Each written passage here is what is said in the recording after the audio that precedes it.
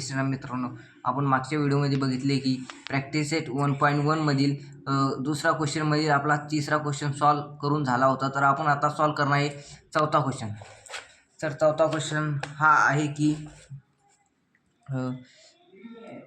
5m - 3n = 19 हा पहिले equation आणि m - 6n = -7 हे दुसरे इक्वेशन.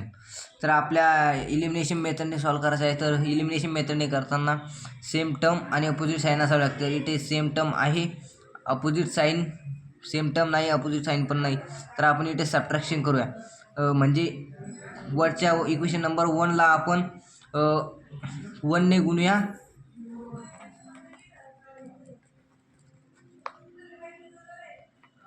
आणि इक्वेशन नंबर 2ला आपण 5ने गुणूया.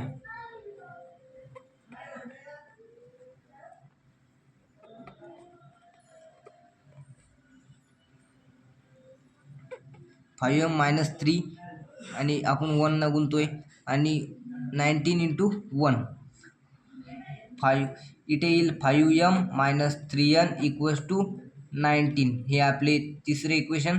आणि चौथे इक्वेशन काय येईल, m - 6n × 5 = -7 × 5 5m - 13n = -35 हे चौथे इक्वेशन. तर आपल्याला सबट्रॅक्शन करावं लागेल. SUBTRACT subtract by equation 3 and 4.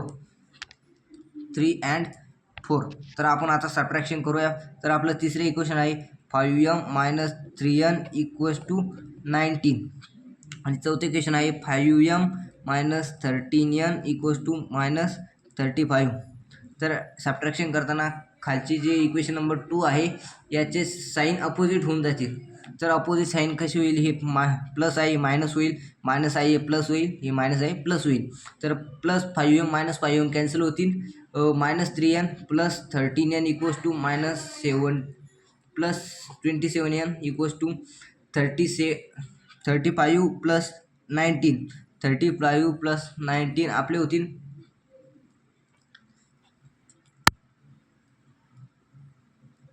54. तर आपले 54 होतील. n ला इकडे 27 मल्टिप्लाय आहे, तिकडे 54ला गेल्यावर डिवाइड होतील. n = 54/27. तर आपली n ची व्हॅल्यू आलेली आहे 2.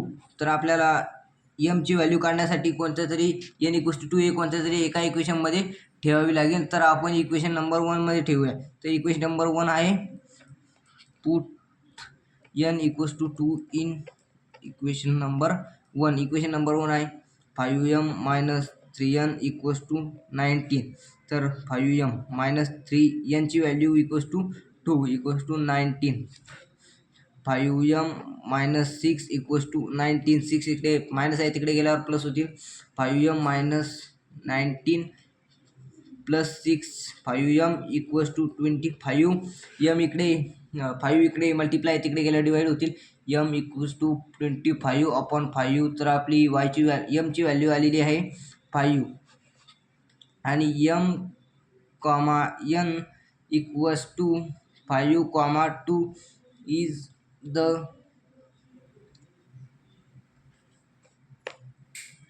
solution of given equation. हा व्हिडिओ आवडला असेल तर लाईक करा, सबस्क्राईब करा आणि जास्तीत जास्त शेअर करा.